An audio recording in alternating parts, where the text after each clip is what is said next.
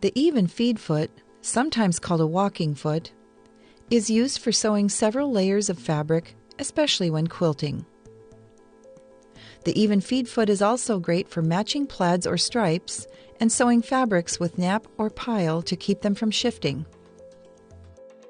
The even feed foot has its own set of feed dogs that work in conjunction with the machine's feeding system to facilitate the movement of the fabrics while stitching.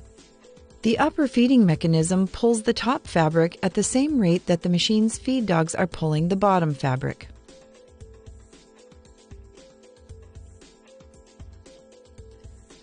To attach the even feed foot, first remove the presser foot and presser foot holder.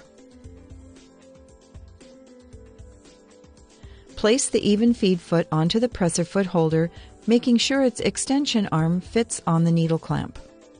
Replace the presser bar screw. Be sure the foot is correctly seated on the presser bar, then secure it in place. Before sewing the quilt layers, if desired, draw stitching guidelines onto the fabric using a fabric marking tool and ruler. Secure the top fabric, batting, and backing fabric together with pins or basting.